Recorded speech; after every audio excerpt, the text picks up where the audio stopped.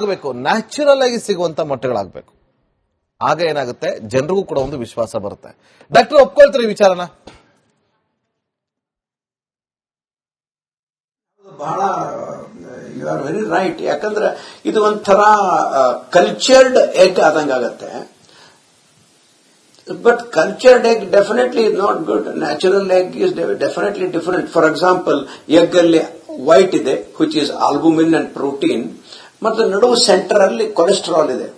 This cholesterol is not saturated.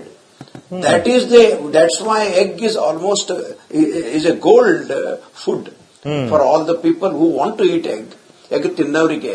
ಯಾಕಂದ್ರೆ that yellow is not dangerous. Heart attack ಆದವರಿಗೆ ಇಂಥವ್ರಿಗೆಲ್ಲ ನಾವು ಸ್ವಲ್ಪ ವಾರದಲ್ಲಿ ಒಂದು 2-3 ಸಾರಿ ವೈಟ್ ತಗೊಳ್ಳಿ, ಒಂದು 2 ಸಾರಿ ನೀವು ಎಲ್ಲೋ ವಿತ್ ಎಲ್ಲೋ ತಗೊಳ್ಳಿ ಅಂತ ಹೇಳ್ತೇವೆ. ಕಾಮನ್ ಮ್ಯಾನ್ ನಿಮ್ಮಂಥವ್ರು ಏನಿದ್ದೇವೆ, we can take the whole egg with yellow and the yellow doesn't affect you. So, but these have to be natural eggs, not cultured eggs. ಇರಬೇಕಾಗತ್ತೆ. ಓಕೆ. ಆಮೇಲೆ ಇನ್ನೊಂದು ಮೇಡಮ್, ನಾನು ನನ್ನ ಗಮನದಲ್ಲಿ ಇರೋದಕ್ಕೆ ನಿಮ್ಗೊಂದು ವಿಚಾರ ಹೇಳ್ತೀನಿ. ಇವತ್ತು ಆ ಮೊಟ್ಟೆ ತಗೊಂಡಾಗ ಒಳಗಡೆ ಎಲ್ಲೋ ಇರುತ್ತಲ್ಲ, ಅದು ಕಲರ್ ಇಷ್ಟೇ ಇರಬೇಕು ಅಂತಾನು ಕೂಡ ಇರುತ್ತೆ. ಕಂಪನಿಗಳು ಇವತ್ತು ದೊಡ್ಡ ಮಿಸ್ಟೇಕ್ ಮಾಡ್ತಿದ್ದಾರೆ. ಕೊಡುವಂತ ಫುಡ್ಗೂ ಕೂಡ ಕಲರ್ ಹಾಕ್ತಾರೆ. ನೀವು ತಿನ್ನುವಂತ ಮೊಟ್ಟೆಯಲ್ಲಿ ಆರೆಂಜ್ ಆಗಿದೆ ಅಂತಂದ್ರೆ ಅರ್ಥ ಮಾಡ್ಕೊಳ್ಳಿ, ಅದು ಕಲರ್ ಮಿಕ್ಸ್ ಆಗಿರ್ತದೆ. ಅದು ತಿನ್ನುವಂತ ಫುಡ್ ಫೀಡಿಂಗ್ ಏನಿರುತ್ತಲ್ಲ, ಆ ಫೀಡಿಂಗ್ ಅಲ್ಲೇ ಕಲರ್ ಮಿಕ್ಸ್ ಆಗುತ್ತೆ. ಇಷ್ಟೇ ಕಲರ್ ಇರಬೇಕು ಅಂತೇಳಿ ಕಂಪನಿಗಳ ಡಿಮ್ಯಾಂಡ್ ಇದೆ ಇವತ್ತು. ಒಪ್ಕೊಳ್ತೀರಾ ಮೇಡಮ್? ಮಾರ್ಕೆಟ್ ಅಲ್ಲಿ ಏನಾಗೋಗಿದೆ ಅಂತ ಹೇಳಿದ್ರೆ, ಆರೋಗ್ಯದ ದೃಷ್ಟಿಯಿಂದ ಅವ್ರು ಯಾವುದನ್ನು ನೋಡ್ತಾ ಇಲ್ಲ. ಎಲ್ಲನೂ ನನ್ನದೊಂದು ಬ್ರ್ಯಾಂಡ್, ನನ್ನ ಬ್ರ್ಯಾಂಡ್ ಬೇರೆದಕ್ಕಿಂತ ವಿಶಿಷ್ಟವಾಗಿ ಇರಬೇಕು. ಆ ವಿಶಿಷ್ಟತೆಗೆ ನಾನು ದಂತಕಥೆಗಳನ್ನ ಕೂಡ ಕಟ್ತಾ ಇದ್ದಾರೆ. ಅದು ದಂತಕಥೆ ಅಂತಾನೆ ಹೇಳ್ತಾ ಇದ್ದೀನಿ, ಅದು ಸತ್ಯ ಅಲ್ಲ. ನೋಡಿ, ನಮ್ಮ ಎದುರುಗೇನೆ 2 ಮೊಟ್ಟೆ ತಗೊಂಡ್ ಬರೋಣ. ಈ ಹಳ್ಳಿನಲ್ಲಿ ಮಣ್ಣೆಲ್ಲ ಹೆಕ್ಕೊಂಡು ಹುಳ ಹುಪ್ಪಟೆ ತಿಂತಾ ಇದೆಯಲ್ಲ, ಕೋಳಿ ಹಾರ್ಕೊಂಡು ಗುಡಿಸಲ್ ಮೇಲೆ ಕೂತ್ಕೊಂಡು ತನ್ನಷ್ಟಕ್ಕೆ ಎಕ್ಸರ್ಸೈಸ್ ಮಾಡ್ಕೊಂಡು, ಅದು ಎಕ್ಸರ್ಸೈಸ್, ಆ ಕೋಳಿಗದು ಎಕ್ಸರ್ಸೈಸ್ ಅದು ಮಾಡ್ಕೊಂಡು ಮೊಟ್ಟೆ ಇಡೋದು. ಇಲ್ಲಿ ಇವರು ಫಾರ್ಮ್ ನಲ್ಲಿ ಕೃತಕವಾಗಿ ಬೆಳೆಸಿದಾರಲ್ಲ, ಈ 2 ಮೊಟ್ಟೆಯನ್ನ ಒಡೆದು ನೋಡಿದಾಗ ಈ ಹಳ್ಳಿ ಮೊಟ್ಟೆ ಅಂದ್ರೆ ಈ ನಾಟಿ ಮೊಟ್ಟೆ ಇದೆಯಲ್ವಾ, ಅದರೊಳಗೆ ಈ ವೈಟಮಿನ್ ಎ ಜಾಸ್ತಿ ಇರುತ್ತೆ. ನೋಡಿ, ಯಾವುದೇ ಒಂದು ಪ್ರಾಣಿ ತಗೊಂಡ್ರು ಅದರಲ್ಲೂ ಇದನ್ನ ಮೊಟ್ಟೆ ತಗೊಂಡಾಗ ಅದರಲ್ಲಿ ಒಳ್ಳೆ ಪ್ರಮಾಣದ ವಿಟಮಿನ್ ಎ ಇದೆ. ಆ ವಿಟಮಿನ್ ಎನ ನಾವು ನಾಟಿ ಮೊಟ್ಟೆನಲ್ಲಿ ಚೆನ್ನಾಗಿ ನೋಡ್ತೀವಿ. ಆ ಕಲರ್ ಇರುತ್ತಲ್ಲ, ಅದು ವಿಟಮಿನ್ ಎದು, ಅದು ಆ ಕಲರ್ ಬಂದಿರೋದು ಅದಕ್ಕೆ. ಅದೇ ನೀವು ಈ ಕಲ್ಚರ್ಡ್ ಮೊಟ್ಟೆನಲ್ಲಿ ಅಷ್ಟು ಯೆಲ್ಲೋ ಕಲರ್ ಇರಲ್ಲ. ಅವು ಎರಡರದ್ದು ವ್ಯತ್ಯಾಸ ಖಂಡಿತವಾಗ್ಲೂ ಇದೆ. ಅದನ್ನ ನಾವು ಅನಾಲಿಸಿಸ್ ಅಲ್ಲಿ ಕೂಡ ನಾವು ನೋಡಿದೀವಿ. ಎರಡರಲ್ಲೂ ವ್ಯತ್ಯಾಸ ಇದೆ. ಅಲ್ಲೇ ಬಂದ್ಬಿಡ್ತು ಅಲ್ಲಿ ವ್ಯತ್ಯಾಸ.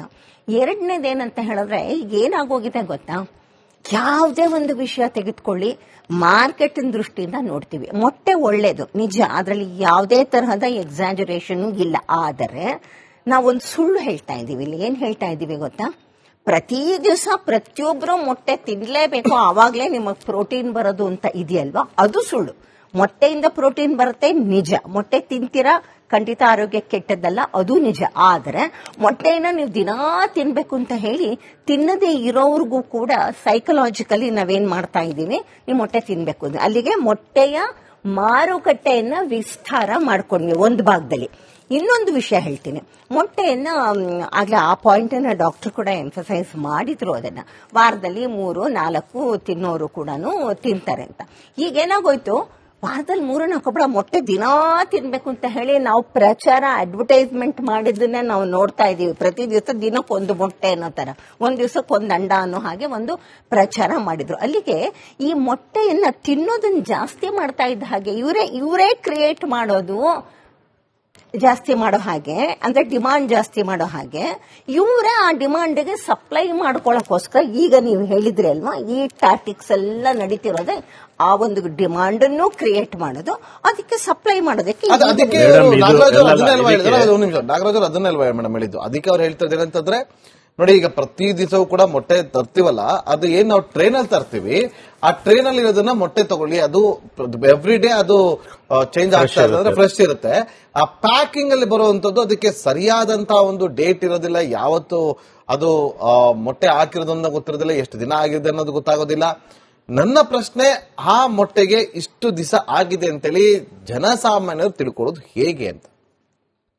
ಒಂದು ಯೂಶಲಿ ನಾವೇನ್ ಮಾಡ್ತೀವಿ ಅಂದ್ರೆ, ಫ್ರೆಶ್ ಮೊಟ್ಟೆ ಆದ್ರೆ ಅದನ್ನ ಒಡೆದಾಗ ಅದ್ರದ್ದು ವೈಟ್ ಗುಂಡಿಗೆ ಬೀಳುತ್ತೆ, ಅದ್ರ ಒಳಗಡೆ ಇರೋ ಎಲ್ಲ ಕೂಡ ಗುಂಡಿಗೆ ಇರುತ್ತೆ. ಅದು ಒಂದು ಫ್ರೆಶ್ನೆಸ್ಗೆ ಸಿಂಪಲ್ ಆಗಿ ಮನೆ ಮಟ್ಟಿಗೆ ಮಾಡ್ಕೊಳ್ಳುವಂಥದ್ದು. ಹಳೆಯ ಮೊಟ್ಟೆ ಆದಾಗ ಅದನ್ನ ಒಡೆದಾಗ ಅದು ಚೆದರ್ಕೊಂಡಿರುತ್ತೆ, ಅದು ಗುಂಡಿಗೆ ಇರಲ್ಲ. ಅದು ಒಂದು ಮನೆ ಮಟ್ಟಿಗೆ ಮಾಡ್ಕೊಳ್ಳುವಂಥದ್ದು. ನಮಗೆ ಇಲ್ಲಾಂದ್ರೆ ನೀರಲ್ಲಿ ಹಾಕಿದ್ರು ತೇಲುತ್ತೆ. ಮನೆ ಮಟ್ಟಿಗೆ ಮಾಡೋದು ನೀರಲ್ಲಿ ಹಾಕಿದ್ರು ತೇಲುತ್ತೆ. ಓಕೆ, ಈಗ ಅದು ತೇಲದ ಸರ್. ಈಗ ದುಡ್ಡು ಕೊಟ್ಟು ತಗೊಂಡ್ಬಂದಿರ್ತಾರೆ. ಇವತ್ತು ಆ ಪ್ಯಾಕ್ಡ್, ಈಗ ನೀವು ನಾರ್ಮಲ್ ಆಗಿ ಇವತ್ತೊಂದು ಮೊಟ್ಟೆ ಎಷ್ಟೊಂದು 6 ರೂಪಾಯಿ 7 ರೂಪಾಯಿ ಇದೆಯಾ? 8 ರೂಪಾಯಿ ತನಕ ಹೋಗಿದೆ. ಮಾರ್ಕೆಟ್ ರೇಟ್ 8 ರೂಪಾಯಿ ಇದೆ. 8 ರೂಪಾಯಿ ಮಾರ್ಕೆಟ್ ಅಲ್ಲಿ ಸೇಲ್ ಆಗ್ತಾ ಇರೋದು. ಇಲ್ಲಿ ಹೋಲ್ಸೇಲ್ ಅಲ್ಲಿ ಸೇಲ್ ಆಗ್ತಿರೋದು 7 ರೂಪಾಯಿ ಹೋಗುತ್ತೆ. 7 ರೂಪಾಯಿ ಒಂದ್ ಮೊಟ್ಟೆ ಹೋಗ್ತಾ ಇದೆ. ಈಗ ನಾನು 8 ರೂಪಾಯಿ ಕೊಟ್ಟು ಮೊಟ್ಟೆ ತಗೊಂಡ್ಬಂದ್ಬಿಡ್ತೀನಿ, ತಗೊಂಬಂದು ಒಡೆದಾಕ್ತೀನಿ. ಒಡೆದಾಕದ್ಮೇಲೆ ಅದು ಮೊಟ್ಟೆ ಚೆನ್ನಾಗಿದ್ಯೋ ಇಲ್ಲೋ ಅನ್ನೋದು ಗೊತ್ತಾಗುತ್ತೆ. ಅಥವಾ ನೀರಲ್ಲಿ ನೀವು ಹೇಳಿದಾಗ ನೀರಲ್ಲೇ ಹಾಕ್ತೀನಿ, ಅದು ತೇಲಿದ್ರೆ ಸ್ವಲ್ಪ ಓಲ್ಡ್ ಆಗಿರುತ್ತೆ. ಓಲ್ಡ್ ಆಗಿದೆ ಅಂತ, ಮುಳುಗಿದ್ರೆ ಫ್ರೆಶ್ ಇದೆ ಅಂತ. ಅದು ತೇಲ್ತು ಅಂತ ಇಟ್ಕೊಳ್ಳಿ, ವಾಪಸ್ ತಗೊಂತಾರ ಅಂಗಡಿಯವರು. ಕೊಡಬೇಕು. ಇದು ನೋಡಿವಪ್ಪ ನನಗೆ ಹಳೆ ಮೊಟ್ಟೆ ಕೊಟ್ಟಿದ್ಯಾ, 10 ಮೊಟ್ಟೆ ತಂದಿರ್ತೀನಿ, ಅದ್ರಲ್ಲಿ ಒಂದು ಮೊಟ್ಟೆ ತೇಲುತ್ತೆ, ಇನ್ನು 9 ಮೊಟ್ಟೆ 7 ರೂಪಾಯಿ ಲಾಸ್, 8 ರೂಪಾಯಿ ಲಾಸ್ ಯಾರಿಗೆ? ಇಲ್ಲ, ಅದು ಆತರ ಇದ್ರೆ ಅಂಗಡಿಯಲ್ಲಿ ಹೋಗಿ ಅವರು ಕೇಳಬಹುದು. ಇವತ್ತು ಕೇಳಿ ಕೊಡಬಹುದು ಸರ್. ಇದರಿಂದಾಗಿ ಯಾಕಂದ್ರೆ ಇಲ್ಲಿ ಟ್ರಾನ್ಸ್ಪರೆಂಟ್ ಇಲ್ಲ, ವದಂತಿಗಳನ್ನ ದೂರ ಆಗ್ಬೇಕು. ಯಾಕಂದ್ರೆ ಇವತ್ತು ನೋಡಿ ಪಾಪ ಮೊಟ್ಟೆ ಬಿಸ್ನೆಸ್ ಮಾಡ್ಕೊಂಡು ಇವತ್ತು ಎಷ್ಟೋ ಜನ ಜೀವನ ಸಾಗಿಸ್ತಿದ್ದಾರೆ. ಅದರಿಂದ ನಾನು ಅದನ್ನ ಹೇಳ್ತೀನಿ, ನಾನು ಇಲ್ಲ ಅಂತ ಹೇಳ್ತಿಲ್ಲ. ಈ ಮೊಟ್ಟೆ ಬೆಳೀತಾ ಇರೋದೇ ಮೇನ್ಲಿ ನಮ್ಮ ರೈತರು. ಇದು ಯಾವುದೇ ಕಂಪನಿ ಅಲ್ಲ. ಮತ್ತೆ ತಾವ್ ಆದ್ರೆ ಇನ್ನೊಂದು ವಿಚಾರ, ಮೊಟ್ಟೆ ರೈತರು ಬೆಳೀತಾ ಇರೋದು ನಿಜವಾಗ್ಲೂ ಕೂಡ ರೈತರು ಕಾಳಜಿಯನ್ನ ಮಾಡಿ. ಮಾತ್ರ ಮೇಡಮ್ ಹಳ್ಳಿ ಕಡೆ ನೀವು ಹೋದ್ರೆ ನಿಮ್ಗೆ ಗೊತ್ತಾಗುತ್ತೆ ಮೇಡಮ್. ಯಾಕಂದ್ರೆ ಅವರು ಪೋಲ್ಟ್ರಿಗಳನ್ನ ಮಾಡ್ಕೊಂಡು ಶೆಡ್ಗಳನ್ನ ಮಾಡ್ಕೊಂಡು ಕೋಳಿಗಳನ್ನ ಬಿಟ್ಟು ತರ್ತಾರೆ. ಆದ್ರೆ ಈ ರೈತರು ಮಾಡ್ತಿರೋದ್ರ ನಡುವೆ ಈ ಕಂಪನಿಗಳ ಎಂಟ್ರಿ ಕೊಟ್ಟಿದೆಯಲ್ಲ, ಈ ಕಂಪನಿಗಳ ಎಂಟ್ರಿ ಕೊಟ್ಬಿಟ್ಟು ಅವರ ಮಾರ್ಕೆಟಿಂಗ್ ಸ್ಟ್ರಾಟಜಿಗೋಸ್ಕರ, ಅವರ ಬಿಸ್ನೆಸ್ಗೋಸ್ಕರ ಇವತ್ತು ಈ ವದಂತಿಗೆ ಕಾರಣ ಆಗಿದೆ ಅನ್ನೋದನ್ನ ನಾನು ಹೇಳ್ತೀನಿ. ಆಗಬೇಕು, ನ್ಯಾಚುರಲ್ ಆಗಿ ಸಿಗುವಂತ ಮೊಟ್ಟೆಗಳಾಗಬೇಕು. ಆಗ ಏನಾಗುತ್ತೆ, ಜನರಿಗೂ ಕೂಡ ಒಂದು ವಿಶ್ವಾಸ ಬರುತ್ತೆ. ಡಾಕ್ಟರ್ ಒಪ್ಕೊಳ್ತಾರೆ ಈ ವಿಚಾರನ?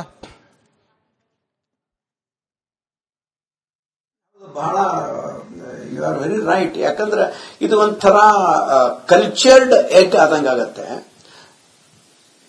But cultured egg definitely is not good. Natural egg is definitely different. For example, egg alli white ಇದೆ, which is albumin and protein, ಮತ್ತು ನಡುವು ಸೆಂಟರ್ ಅಲ್ಲಿ ಕೊಲೆಸ್ಟ್ರಾಲ್ ಇದೆ. This cholesterol is not saturated.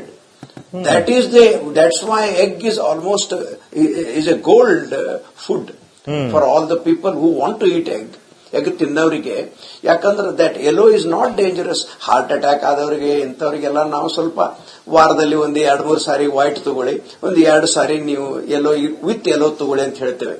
Common man ನಿಮ್ಮಂಥವ್ರು ಏನಿದ್ದೇವೆ, we can take the whole egg with yellow and the yellow doesn't affect you. So, but these have to be natural eggs, not cultured eggs. ಇರಬೇಕಾಗತ್ತೆ. Okay, ಆಮೇಲೆ ಇನ್ನೊಂದು madam, ನಾನು ನನ್ನ ಗಮನದಲ್ಲಿ ಇರೋದಕ್ಕೆ ನಿಮ್ಗೊಂದು ವಿಚಾರ ಹೇಳ್ತೀನಿ. ಇವತ್ತು ಆ ಮೊಟ್ಟೆ ತಗೊಂಡಾಗ ಒಳಗಡೆ ಎಲ್ಲೋ ಇರುತ್ತಲ್ಲ, ಅದು ಕಲರ್ ಇಷ್ಟೇ ಇರಬೇಕು ಅಂತಾನು ಕೂಡ ಇರುತ್ತೆ. ಕಂಪನಿಗಳು ಇವತ್ತು ದೊಡ್ಡ ಮಿಸ್ಟೇಕ್ ಮಾಡ್ತಿದ್ದಾರೆ. ಕೊಡುವಂತ ಫುಡ್ಗೂ ಕೂಡ ಕಲರ್ ಹಾಕ್ತಾರೆ.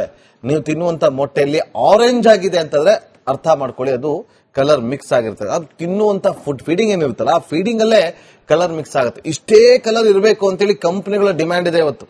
ಒಪ್ಕೊಳ್ತೀರಾ ಮೇಡಮ್? ಮಾರ್ಕೆಟ್ ಅಲ್ಲಿ ಏನಾಗೋಗಿದೆ ಅಂತ ಹೇಳಿದ್ರೆ, ಆರೋಗ್ಯದ ದೃಷ್ಟಿಯಿಂದ ಅವ್ರು ಯಾವುದನ್ನು ನೋಡ್ತಾ ಇಲ್ಲ. ಎಲ್ಲನೂ ನನ್ನದೊಂದು ಬ್ರ್ಯಾಂಡು, ನನ್ನ ಬ್ರ್ಯಾಂಡ್ ಬೇರೆದಕ್ಕಿಂತ ವಿಶಿಷ್ಟವಾಗಿ ಇರಬೇಕು. ಆ ವಿಶಿಷ್ಟತೆಗೆ ನಾನು ದಂತಕಥೆಗಳನ್ನ ಕೂಡ ಕಟ್ತಾ ಇದ್ದಾರೆ. ಅದು ದಂತಕಥೆ ಅಂತಾನೆ ಹೇಳ್ತಾ ಇದ್ದೀನಿ, ಅದು ಸತ್ಯ ಅಲ್ಲ. ನೋಡಿ, ನಮ್ಮ ಎದುರುಗೇನೆ 2 ಮೊಟ್ಟೆ ತಗೊಂಡ್ ಬರೋಣ. ಈ ಹಳ್ಳಿನಲ್ಲಿ ಮಣ್ಣೆಲ್ಲ ಹೆಕ್ಕೊಂಡು ಹುಳ ಹುಪ್ಪಟೆ ತಿಂತಾ ಇದೆಯಲ್ಲ, ಕೋಳಿ ಹಾರ್ಕೊಂಡು ಗುಡಿಸಲ್ ಮೇಲೆ ಕೂತ್ಕೊಂಡು ತನ್ನಷ್ಟಕ್ಕೆ ಎಕ್ಸರ್ಸೈಸ್ ಮಾಡ್ಕೊಂಡು, ಅದು ಎಕ್ಸರ್ಸೈಸ್, ಆ ಕೋಳಿಗದು ಎಕ್ಸರ್ಸೈಸ್ ಅದು ಮಾಡ್ಕೊಂಡು ಮೊಟ್ಟೆ ಇಡೋದು. ಇಲ್ಲಿ ಇವರು ಫಾರ್ಮ್ ನಲ್ಲಿ ಕೃತಕವಾಗಿ ಬೆಳೆಸಿದಾರಲ್ಲ, ಈ 2 ಮೊಟ್ಟೆಯನ್ನ ಒಡೆದು ನೋಡಿದಾಗ ಈ ಹಳ್ಳಿ ಮೊಟ್ಟೆ ಅಂದ್ರೆ ನಾಟಿ ಮೊಟ್ಟೆ ಇದೆಯಲ್ವಾ, ಅದರೊಳಗೆ ಈ ವೈಟಮಿನ್ ಎ ಜಾಸ್ತಿ ಇರುತ್ತೆ. ನೋಡಿ, ಯಾವುದೇ ಒಂದು ಪ್ರಾಣಿ ತಗೊಂಡ್ರೆ ಅದರಲ್ಲೂ ಇದನ್ನ ಮೊಟ್ಟೆ ತಗೊಂಡಾಗ ಅದರಲ್ಲಿ ಒಳ್ಳೆ ಪ್ರಮಾಣದ ವಿಟಮಿನ್ ಎ ಇದೆ. ಆ ವಿಟಮಿನ್ ಎನ ನಾವು ನಾಟಿ ಮೊಟ್ಟೆನಲ್ಲಿ ಚೆನ್ನಾಗಿ ನೋಡ್ತೀವಿ. ಆ ಕಲರ್ ಇರುತ್ತಲ್ಲ, ಅದು ವಿಟಮಿನ್ ಎದು, ಅದು ಆ ಕಲರ್ ಬಂದಿರೋದಕ್ಕೆ. ಅದೇ ನೀವು ಈ ಕಲ್ಚರ್ಡ್ ಮೊಟ್ಟೆನಲ್ಲಿ ಅಷ್ಟು ಯೆಲ್ಲೋ ಕಲರ್ ಇರಲ್ಲ. ಅದು ಎರಡರದ್ದು ವ್ಯತ್ಯಾಸ ಖಂಡಿತವಾಗ್ಲೂ ಇದೆ. ಅದನ್ನ ನಾವು ಅನಾಲಿಸಿಸ್ ಅಲ್ಲಿ ಕೂಡ ನಾವು ನೋಡಿದೀವಿ. ಎರಡರಲ್ಲೂ ವ್ಯತ್ಯಾಸ ಇದೆ, ಅಲ್ಲೇ ಬಂದ್ಬಿಡ್ತು ಅಲ್ಲಿ ವ್ಯತ್ಯಾಸ. ಎರಡನೇದೇನಂತ ಹೇಳಿದ್ರೆ, ಈಗ ಏನಾಗೋಗಿದೆ ಗೊತ್ತಾ, ಯಾವುದೇ ಒಂದು ವಿಷಯ ತೆಗೆದುಕೊಳ್ಳಿ, ಮಾರ್ಕೆಟ್ ದೃಷ್ಟಿಯಿಂದ ನೋಡ್ತೀವಿ. ಮೊಟ್ಟೆ ಒಳ್ಳೇದು ನಿಜ, ಅದರಲ್ಲಿ ಯಾವುದೇ ತರಹದ ಎಕ್ಸಾಜರೇಷನ್ ಇಲ್ಲ. ಆದರೆ ನಾವೊಂದು ಸುಳ್ಳು ಹೇಳ್ತಾ ಇದೀವಿ. ಇಲ್ಲಿ ಏನ್ ಹೇಳ್ತಾ ಇದೀವಿ ಗೊತ್ತಾ? ಪ್ರತಿ ದಿವಸ ಪ್ರತಿಯೊಬ್ರು ಮೊಟ್ಟೆ ತಿನ್ಲೇಬೇಕು, ಆವಾಗ್ಲೇ ನಿಮಗ್ ಪ್ರೋಟೀನ್ ಬರೋದು ಅಂತ ಇದೆಯಲ್ವಾ, ಅದು ಸುಳ್ಳು.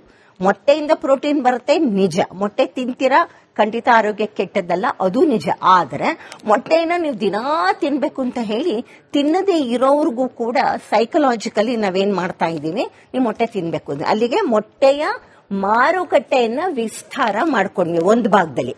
ಇನ್ನೊಂದು ವಿಷಯ ಹೇಳ್ತೀನಿ, ಮೊಟ್ಟೆಯನ್ನ ಆಗ್ಲೇ ಆ ಪಾಯಿಂಟ್ ಅನ್ನ ಡಾಕ್ಟರ್ ಕೂಡ ಎಂಫಸೈಸ್ ಮಾಡಿದ್ರು, ಅದನ್ನ ವಾರದಲ್ಲಿ 3-4 ತಿನ್ನೋರು ಕೂಡ ತಿಂತಾರೆ ಅಂತ.